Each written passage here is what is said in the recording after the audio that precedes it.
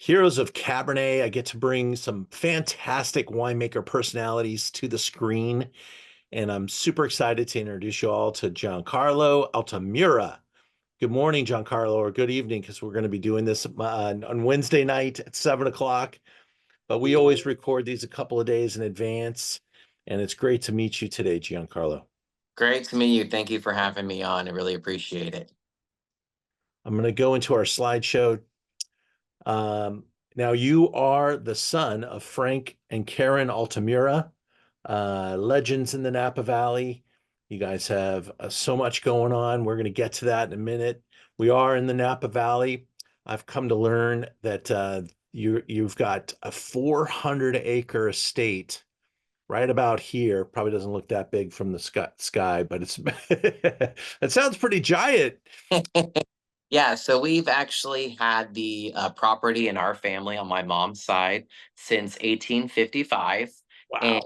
it's was mainly a cattle orchard kind of property, pretty much just living off the land. And then my mom inherited it in the late 1970s, early 1980s, where her and my father kind of decided to plant some grapes and mainly just sell those grapes to wineries that he had worked at throughout the valley. He worked in the mid 70s at places like Trefethen, Camus, Sterling. He really had no formal education in college, but he really just kind of worked at these great wineries with some great winemakers like Charlie and Chuck Wagner, Rick Foreman, and he really learned how to do the winemaking by just being there every day. So when they got the property and they planted the grapes, it just kind of made sense to just sell these grapes initially to places that he had worked at. And kind of like every winemaker story, you sell 90% of it and you keep 10% behind and you kind of make your own and sell to friends and family. And 40 some odd years later, now we're not buying or selling anything off the property. Wow. So you're using all the 65 acres that you have planted, and that what is that netting you guys as a brand? Is that like 10,000 cases? So we're a little bit unusual up here for sure because we're right below Atlas Peak and we're about an 800 to 1,000 foot elevation from the valley floor. So the 65 acres that is planted of the 450-ish is probably the Cabernet.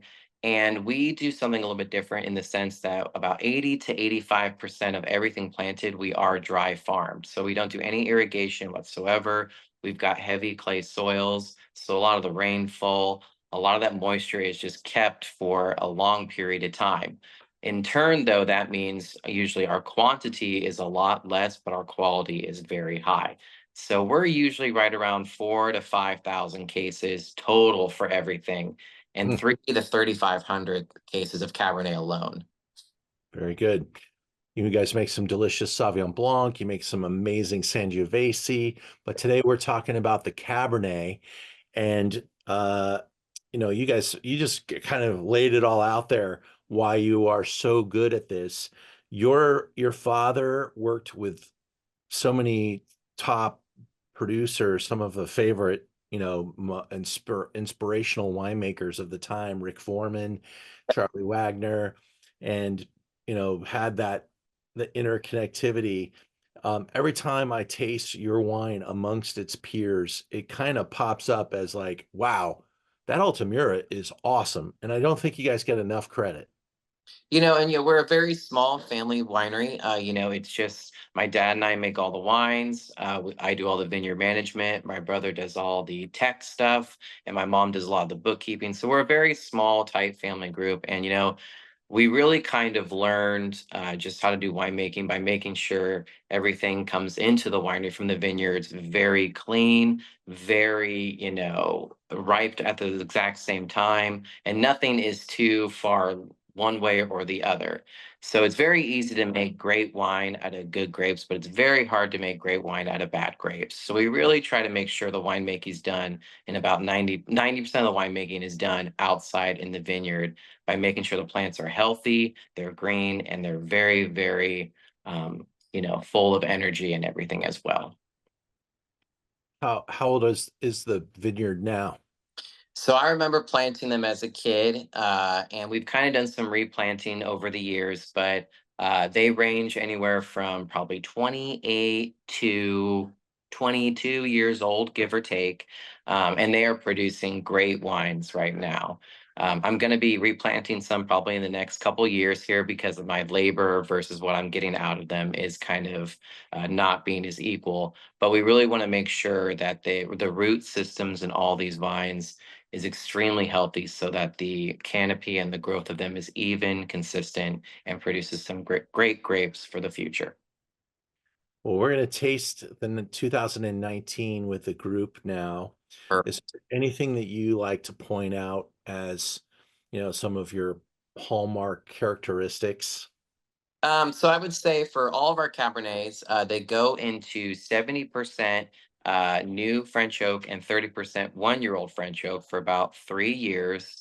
And after that, we bottle it and let it bottle age for about a year before releasing it. So the 2019 was a great year. We had a lot of rainfall. It was a very kind of great growing and ripening season up and through September and even into October when we picked. And we don't do any kind of single vineyard Cabernets. We just do one estate Cabernet to kind of give the consumer, an example of what our vineyard and wineries can do and keeping it very simple for them.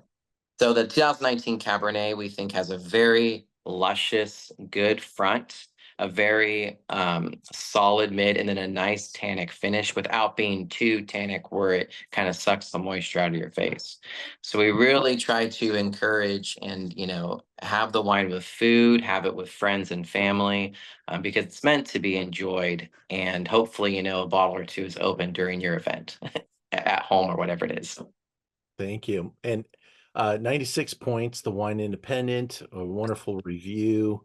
Yes. Um, Talks about tree bark, black truffles, dried herb, Indian spices, stewed plums, red currant jelly, Yes. boysenberries, tobacco leaf. That's whenever you have a description that has this many mentions to it, that's because there's a lot of complexity in the wine.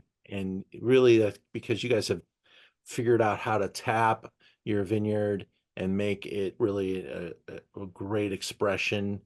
And I'm pretty sure everyone's going to absolutely adore this wine. Price value is very strong with Altamura. We're moving into an era where a $200 Napa cab is kind of becoming the norm, and you guys are sitting about 140 at the tasting room. We're about 132.95, from our website. You guys have an active tasting room in Yountville, right? Well, not really anymore because we just had the restaurant Chicho, but our taste room is up at the property itself, located on Wooden Valley Road, and we just do private tastings. I do the weekend tastings, but we've got a wonderful woman named Monica that does the weekday tastings. Well, it's a great little spot, highly recommended by me. Love the energy there.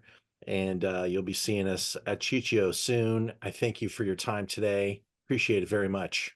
Thank you again. If anyone has any questions, feel free to reach out. No problem. That's absolutely. We'll try to send some people your way. Anybody watching this video, you want an appointment at Altamira, you let me know and we'll try to get you there. Thank you again for your time, and I appreciate everything. Thanks, Giancarlo. You have a good day. You too.